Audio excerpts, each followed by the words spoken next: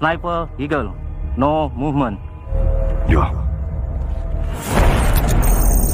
Allahu Akbar.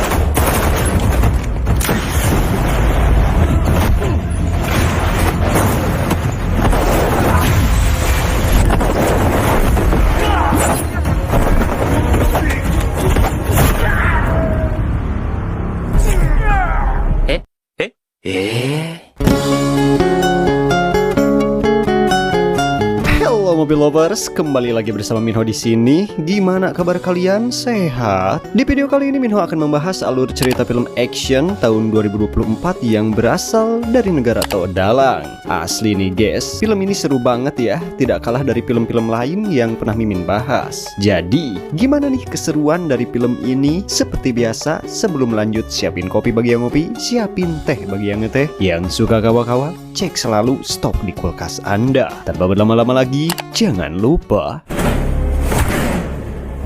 Aku dah cakap aku tak tahu. Film dimulai dengan seorang hakim Mahkamah Agung yang baru saja membebaskan Tony Iprit, bos mafia dan gemung narkoboy terbesar di negara Upin Ipin dari semua tuduhan kejahatan. Tak cukup bukti.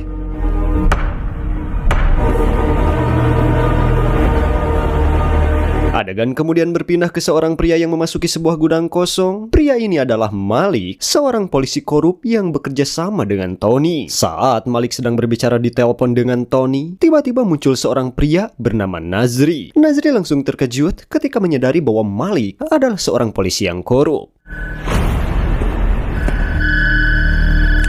Dengan tegas, Nazri menyatakan bahwa Malik seharusnya merasa malu di hadapan Tuhan dan masyarakat karena tugas seorang polisi adalah menangkap penjahat, bukan bekerja dengan mereka. Tanpa ragu, Nazri kemudian menyerang Malik hingga si Malik kojor. Kau kerja dengan dia selama ni.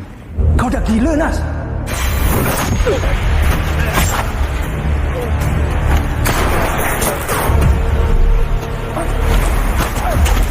Ni hancur! Sebab orang macam kau!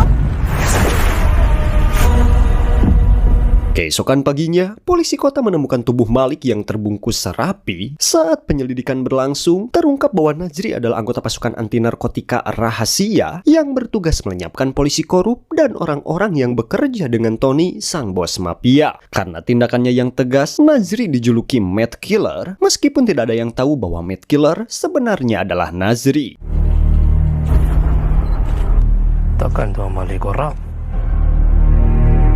Beberapa waktu kemudian, Nazri dan tim satuannya sedang berada di kantor ketika mereka menerima kunjungan dari seorang detektif bernama Jennifer yang datang dari markas besar. Jennifer menjelaskan tentang serangkaian pembunuhan baru-baru ini dan mencatat bahwa semua korban terhubung dengan Tony, sang bos mafia. Namun, kedatangan Jennifer bukan untuk menangani kasus Tony, melainkan untuk menangkap Mad Killer. Yang disyaki dilakukan oleh pembunuh yang sama, Mad Killer.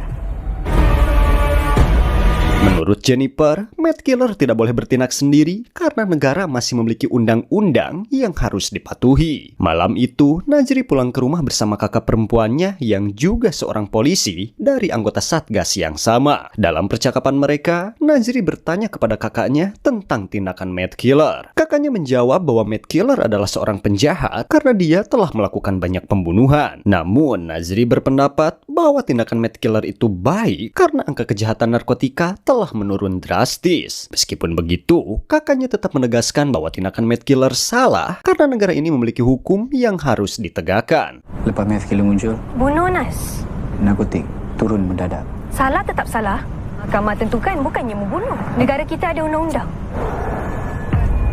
Adegan beralih kepada Tony Iprit, raja narkoboy terkejam yang sedang menyiksa salah satu anak buahnya. Anak buah tersebut telah gagal mengungkap identitas Mad Killer dan hal ini membuat Tony semakin marah. Tony sangat ingin mengetahui siapa sebenarnya Mad Killer sebelum anak buahnya dibunuh satu persatu. Dalam ledakan amarahnya, Tony tanpa ragu mengkojorkan anak buah yang gagal itu.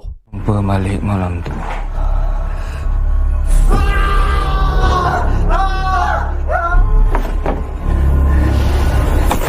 Setelah itu, Tony memerintahkan tangan kanannya untuk menyelidiki petugas Satgas Anti Narkotika yang kini mengincarnya. Tony yakin bahwa salah satu petugas tersebut adalah Matt Killer dan dia ingin memastikan kecurigaannya sebelum terlambat. Adegan beralih ke seorang polisi elit dari kantor pusat bernama Saripudin Hussein yang lebih dikenal sebagai Serif. Saat itu Serif bersama dua anak buahnya mengunjungi kantor polisi setempat di sebuah daerah untuk menemui kepala polisi bernama Amirul. Ternyata kedatangan Serif adalah untuk menginterogasi Amirul terkait kinerjanya dalam memberantas perjudian online. Ketika mendengar tuduhan tersebut, Amirul membela diri dengan mengatakan bahwa dia telah menutup banyak kasino dan merasa sudah melakukan banyak hal untuk melawan perjudian. Namun, Serif menjawab bahwa saat ini orang-orang lebih sering berjudi secara online dan jarang mengunjungi kasino fisik. Serif kemudian menunjukkan bukti bahwa Amirul sering menerima transfer uang dari bos perjudian online. Mana ada orang pergi kedai dah.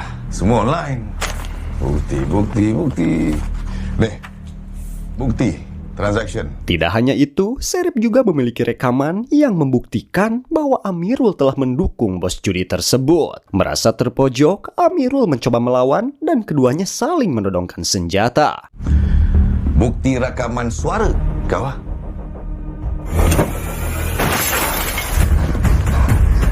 Cerita cukup pula.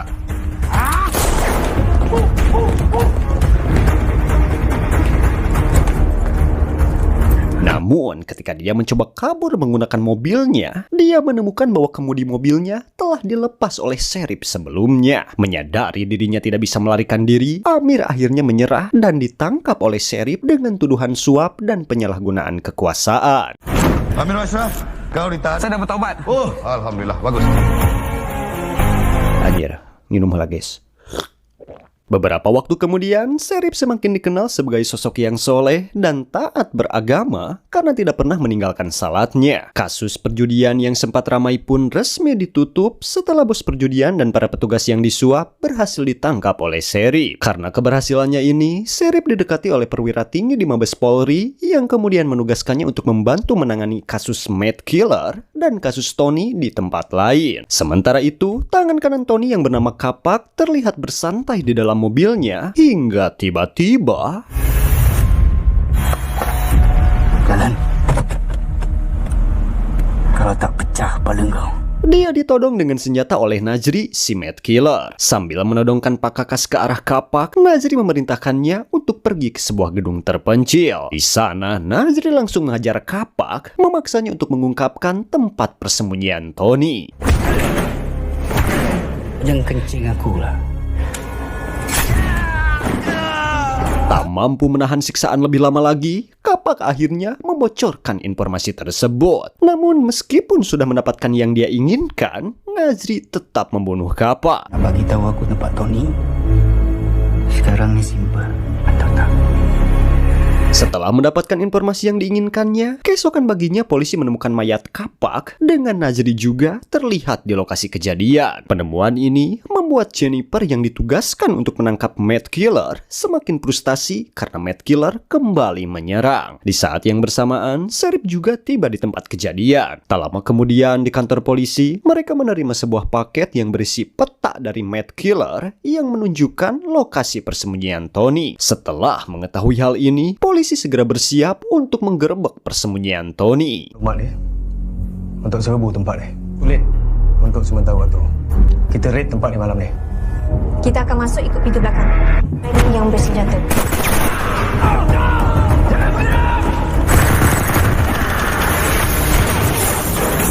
Kita akan jaga area depan. Seorang akan masuk ke area bilik Tony. Akan Tony Fred. Hidup-hidup.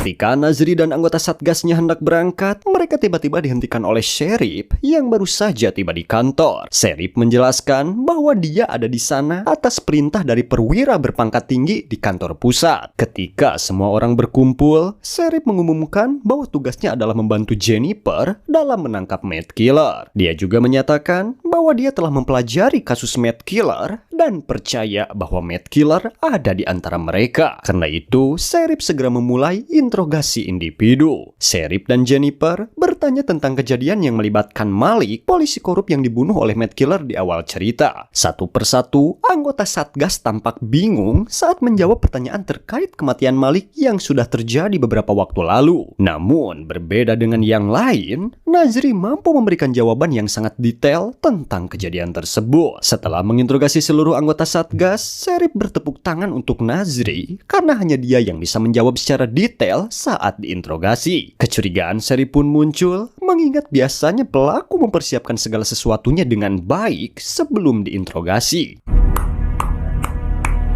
Perfect alibi. Tak lama kemudian, anggota Satgas tiba di tempat persembunyian Tony untuk melanjutkan misi mereka. Sayangnya, Tony dan kelompoknya sudah melarikan diri, menyebabkan anggota Satgas sangat marah kepada Sheriff. Mereka percaya bahwa jika Sheriff tidak menginterogasi mereka terlebih dahulu, mungkin mereka bisa menangkap Tony dan kelompoknya. Keesokan harinya di kantor, beberapa anggota Satgas sedang membicarakan Sheriff. Salah satu dari mereka yang bernama Paruk menyebutkan bahwa ayah kandung Sheriff yang merupakan seorang kepala polisi pernah ditangkap karena menerima suap dari seorang pejabat. Karena itu, Paruk percaya bahwa Sheriff tidak sebaik yang dipikirkan semua orang. Anggota lain yang bernama Naga menambahkan bahwa ia melihat Sheriff pergi ke kamar mandi sebanyak 8 kali sejak pagi, yang menurutnya sangat mencurigakan. Guys, ada satu benda nak bagi toyol tadi. Asyik masuk tandas je. Something serang sambal. Pada saat yang sama, Sheriff terlihat meninggalkan kantornya dan bergegas ke kamar mandi. Penasaran dengan perilaku Sheriff, Nazri memutuskan untuk mengintip ke dalam dan mendapati Sheriff sedang menggunakan sesuatu yang terlihat seperti narkoboy. Nazri pun segera menangkap Sheriff dengan bantuan rekan-rekannya.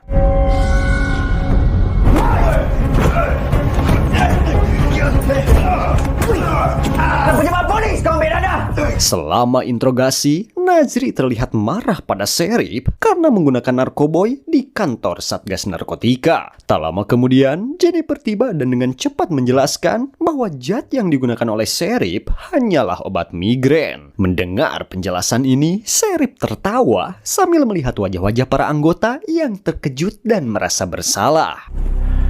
Lepaskan dia. Ubat migraine.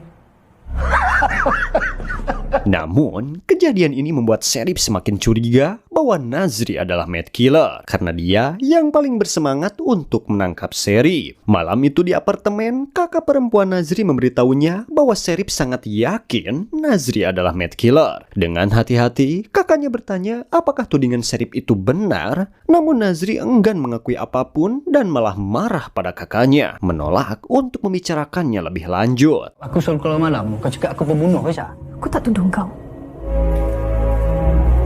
Beberapa jam kemudian, Nazri diam-diam meninggalkan apartemen untuk menemui informannya. Informan tersebut bernama Firdaus adalah orang yang selalu membantu Nazri dalam menjalankan aksinya dan juga satu-satunya orang yang tahu bahwa Nazri adalah Matt Killer. Kau tak update aku lagi lokasi Tony ni.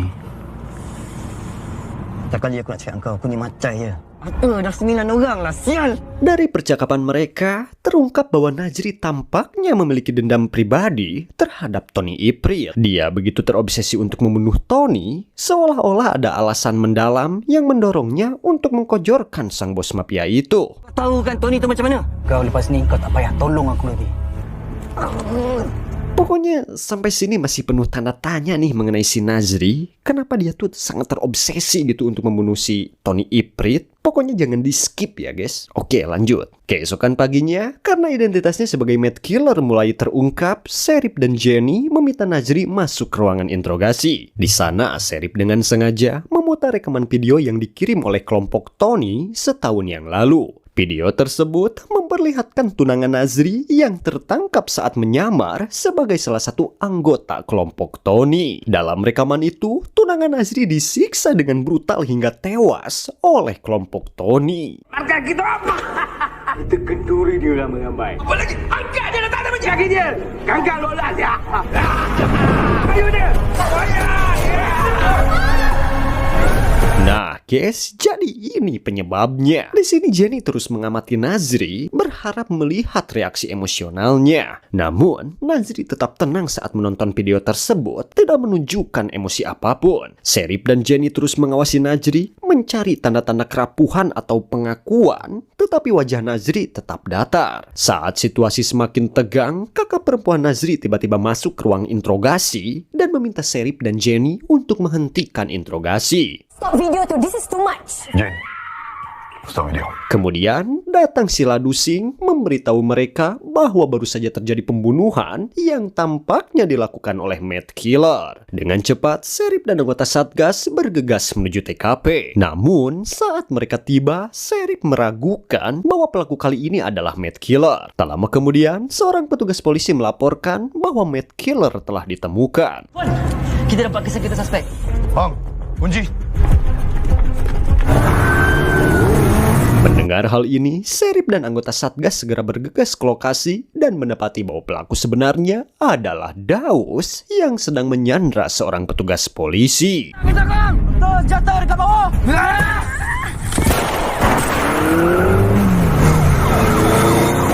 Daus berhasil melarikan diri dan Sherif bersama anggota Satgas segera mengejarnya. Selama pengejaran, Sherif terjatuh dari sepeda motornya.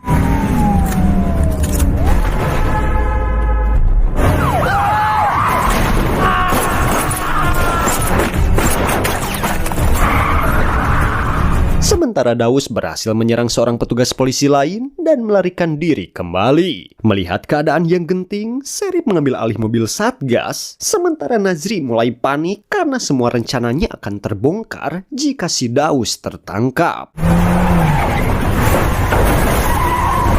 Kau nak apa lagi aja?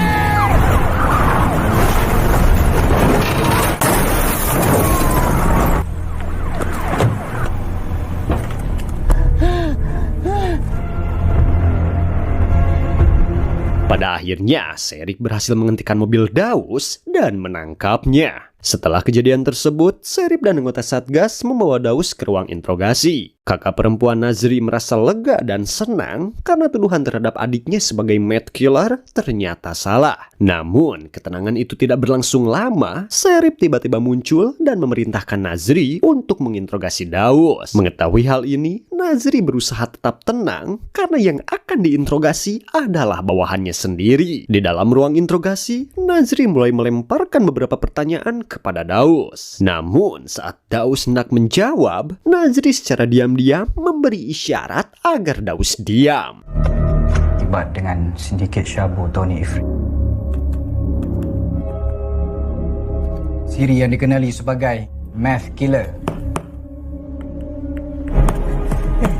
Akhirnya, dengan alasan bahwa Daus tidak mau berbicara, Nazri memukulnya hingga membuat semua polisi di ruangan menghentikan aksinya.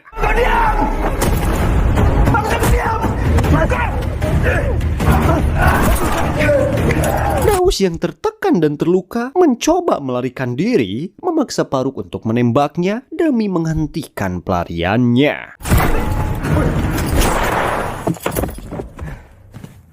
Kematian Daus membuat Sherif sangat marah. Dia merasa bahwa Daus telah dibunuh tanpa memberikan informasi yang berguna. Sherif tetap yakin bahwa Daus bukanlah Mad Killer yang sebenarnya karena dia hanya mengikuti perintah dari orang lain. Keesokan harinya, anggota Satgas mengira bahwa Sherif dan Jennifer akan segera kembali ke markas karena tugas mereka telah selesai. Namun, Sherif menjelaskan bahwa orang yang meninggal kemarin bukanlah Mad Killer yang sebenarnya. Dia yakin bahwa Mad Killer yang asli masih ada di antara mereka. Dengan Tony ni, kau dengar sini baik-baik. Jumpa dia, Mad Killer. Malam itu, Tony berada di tempat persembunyiannya bersama salah satu anak buahnya yang ternyata adalah Jennifer. Jenny menjelaskan bahwa Sherif ingin bekerja sama dengan Tony untuk menangkap Mad Killer. Namun, dia juga mengingatkan Tony untuk berhati-hati karena Sherif dikenal brutal dan cerdas. Kau cerita sikit pasal Sherif ni. Hati-hati dengan dia. Okey, tak apa. Dia bagus, Tony. Sementara itu, Nazri kembali ke apartemennya dan mendapati Sheriff sedang berbicara dengan kakaknya Shajlin. Sheriff menjelaskan bahwa dia memiliki bukti kuat yang menunjukkan bahwa Matt Killer ada di bagian anggota Satgas. Bukti ini didapat dari rekaman Malik sebelum ia dibunuh oleh Matt Killer. Dalam rekaman tersebut, Malik bercerita bahwa ia akan berpura-pura menjadi salah satu anggota Tony dan meminta Shajlin untuk menyebarkan informasi kepada anggota Satgas bahwa ia sebenarnya adalah anggota Tony. Rekaman itu juga menunjukkan bahwa seorang pengkhianat ada di antara mereka karena sehari setelah informasi itu tersebar, Malik ditemukan tewas, menandakan bahwa Matt Killer adalah salah satu anggota Satgas. Sheriff kemudian meminta Nazri untuk mengaku bahwa dia adalah Matt Killer. Esok, kau confess. Ini korang ada bukti. Motif kau. Bukannya orang jahat. Namun, Nazri tetap menolak mengakuinya dan bersikeras bahwa dia bukanlah Matt Killer seperti yang dituduhkan. Sebelum meninggalkan mereka, Sheriff menyebutkan bahwa jika tunangannya dibunuh oleh Tony, Nazri mungkin akan menjadi Matt Killer sebagai balas dendam. Sampai esok, Nas. Setelah Sheriff pergi, Nazri mulai merasa tertekan karena telah membunuh Malik, orang yang tidak bersalah, dan temannya juga meninggal karena kesalahannya. Di sisi lain, Sheriff sedang dalam perjalanan pulang ketika tiba-tiba dia ditabrak oleh mobil yang dikendarai oleh salah satu anak buah Tony Iprit. Bunuh orang yang tak bersalah. Setelah menarik kembali tudungnya, Tony bertanya apakah benar Sheriff ingin bekerja sama dengannya dalam menangkap Matt Killer.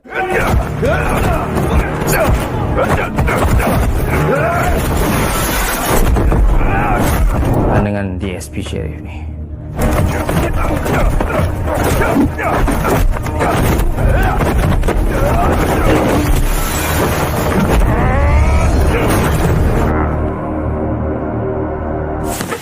Anyway, let's talk business. Sebagai tanda kerjasama, Tony menawarkan Sheriff sejumlah besar uang. Namun, Sheriff menolak tawaran tersebut dengan tegas. Dia menjelaskan bahwa dia sudah memiliki banyak uang dan menyatakan bahwa dia akan menyerahkan Matt Killer beserta bukti-bukti yang ada jika Tony mau memberitahunya siapa petugas polisi korup yang bekerja dengannya. Mendengar permintaan Sheriff, Tony mengungkapkan bahwa dia memiliki 2 petugas korup yang bekerja untuknya, tetapi mereka tidak saling mengenal satu sama lain. Tony berjanji untuk memberitahu Sheriff identitas mereka jika Sheriff terlebih dahulu menyerahkan Matt Killer. Akhirnya, Sheriff dibebaskan dan Tony setuju untuk menunggu Sheriff membawa Matt Killer, memberikan waktu hingga jam 2 besok. Dah, bawa je belah. Aku bagi kau masa sampai pukul 2. Keesokan paginya, Nazri sedang berada di tempat parkir ketika tiba-tiba didekati oleh Jennifer. Jennifer menunjukkan sebuah foto yang memperlihatkan Nazri bersama Daus.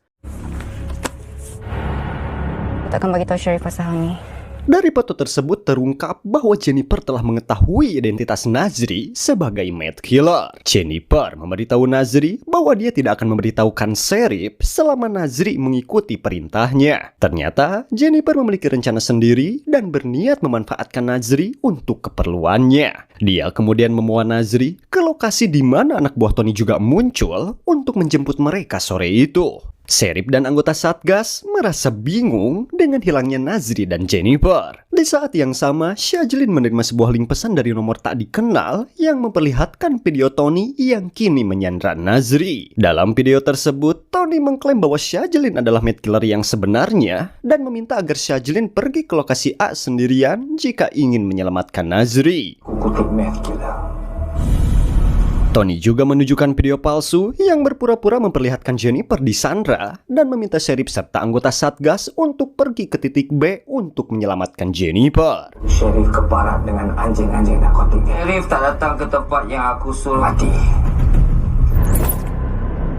Tidak lama kemudian, Shajlin akhirnya pergi sendiri ke titik A dan didekati oleh beberapa anak buah Tony. Sebelum membawa Shajlin, anak buah Tony memeriksa dan menemukan alat pelacak di pakaiannya. Setelah melepas alat pelacak tersebut, mereka membawa Shajlin ke suatu tempat untuk diantar ke Tony. Sesampainya di sana, Tony langsung berkata bahwa dia akan menyiksa Shajlin sampai mati sebagai balas dendam atas kematian banyak anak buahnya yang terbunuh oleh Matt Killer. Ingin sangat nak jumpa dengan kau. Aku yang punya lah, sial!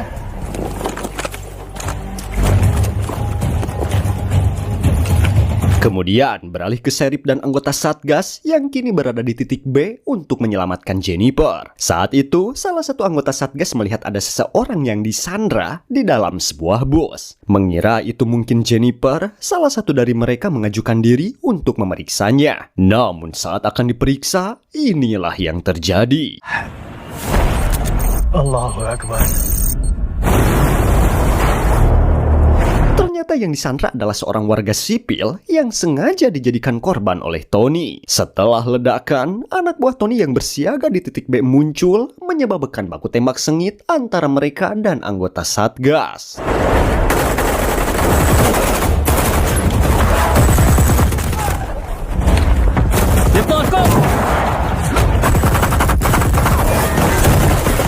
Kembali ke titik A, ternyata Jennifer berada di sana dan diam-diam melepaskan ikatan Nazri serta memberikannya senjata. Nazri dengan cepat mengarahkan senjatanya ke Jennifer, mengatakan bahwa ia akan membunuhnya. Namun, Jennifer menyuruh Nazri untuk segera menyelamatkan Shajlin dan membalas dendam kepada Tony. Ternyata, Jennifer memiliki rencana untuk menggunakan Nazri sebagai alat untuk membunuh Tony karena ia sudah lelah menjadi bawahannya. Pada saat yang sama, Tony masih mengintimidasi Shajlin ketika tiba-tiba terdengar suara tembakan dari luar. Mainan untuk budak-budak aku sampai kau puas. Shajlin yang telah menelan pil pelacak berhasil memberikan petunjuk lokasi kepada pihak polisi. Akhirnya, pertempuran pecah antara pihak kepolisian dan panayagan Tony Ifrit.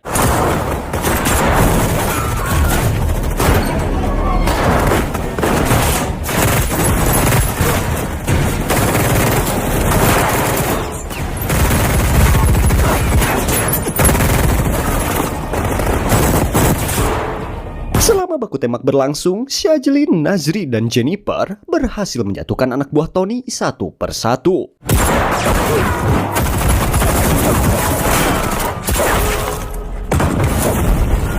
Di titik B, tim Sheriff berhasil melenyapkan semua antek Tony di sana dan dengan cepat menginstruksikan tim untuk pergi ke titik A.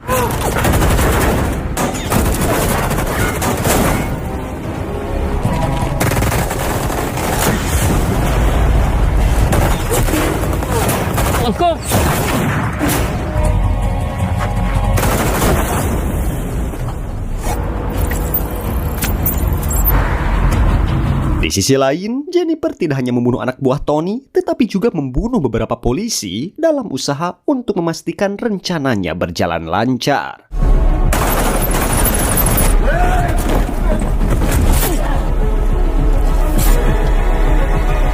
Sementara itu, Nazri kini berhadapan dengan Tony dalam duel.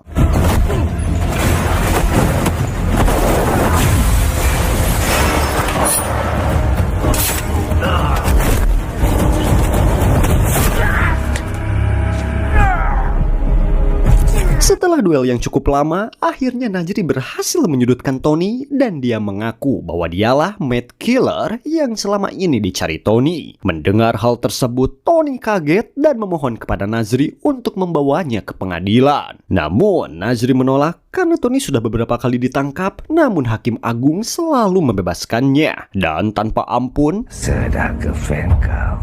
Dah gila.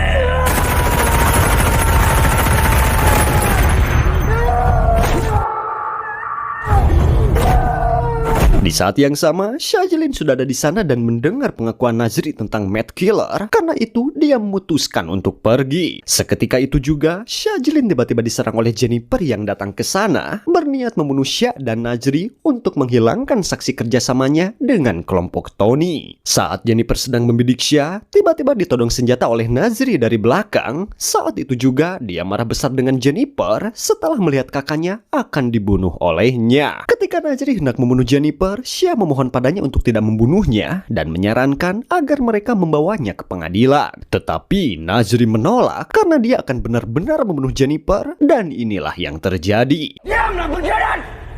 Macam mana aku nak percaya kau? Negara ini kena ada orang macam aku, Syah.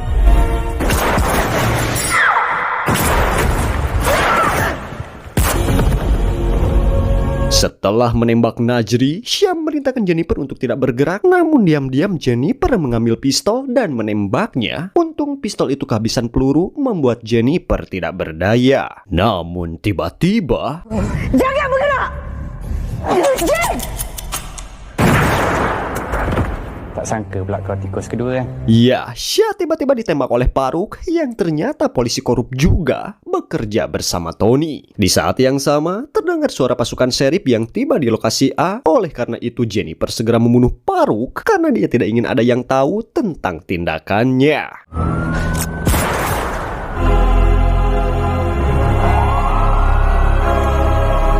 Keesokan harinya, Jennifer sedang presentasi di depan polisi dan para petinggi, di mana jelasnya Syah ditembak oleh Paruk, seorang pengkhianat yang bekerja pada Tony. Hal ini bisa dibuktikan dari ponsel Paruk yang sering kontak dengan Tony dan banyak bertukar pesan. Adapun Nazri, dia adalah mad killer, dibuktikan dengan ditemukannya peluru di tubuh petugas polisi dan bawahan Tony Iprit yang berasal dari pistol Nazri. Setelah menjelaskan hal ini, Jennifer mendapat tepuk tangan dan pangkatnya langsung naik. Karena secara tidak langsung, dia telah menyelesaikan dua kasus yang sangat sulit, yaitu kasus Tony dan kasus mad killer. Ketika Jennifer berada di luar ruangan, dua anggota Satgas mendekat untuk memberi selamat. Dan Jennifer mengatakan bahwa dia masih merasa sedih karena Syah seharusnya tidak mati dalam kejadian itu. Mendengar hal itu, kedua anggota Satgas memberitahu bahwa Syajlin belum meninggal dan sekarang berada di rumah sakit. Jennifer jelas panik karena Syajlin menjadi saksi kejahatannya. Tidak lama setelah Jennifer pergi ke rumah sakit tempat Syah dirawat, sesampainya di ruangan, Jennifer dengan cepat memasukkan racun ke dalam minuman yang dibawanya untuk Syah.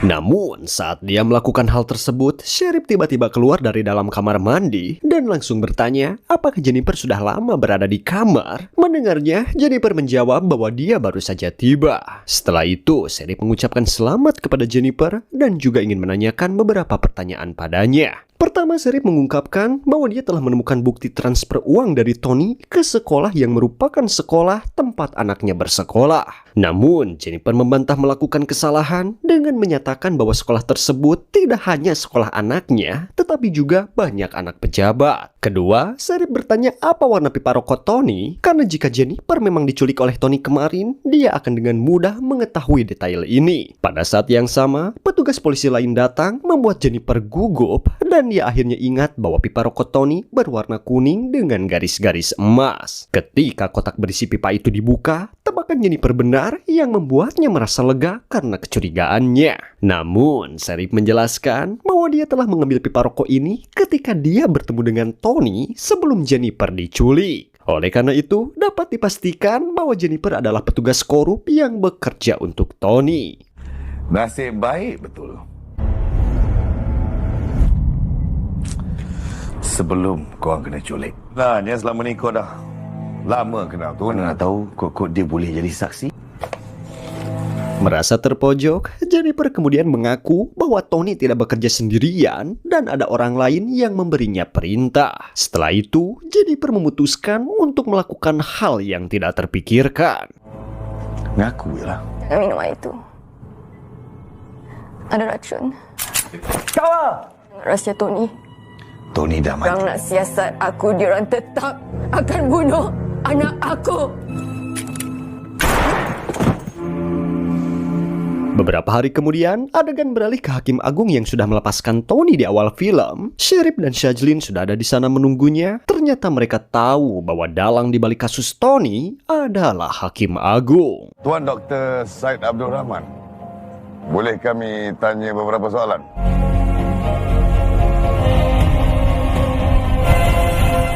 Tamat?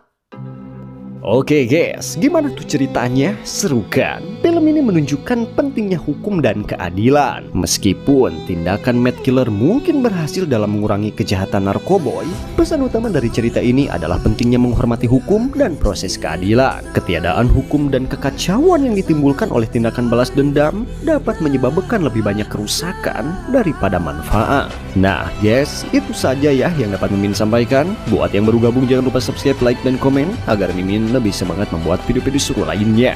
Saya Minho, sampai ketemu di alur cerita film selanjutnya.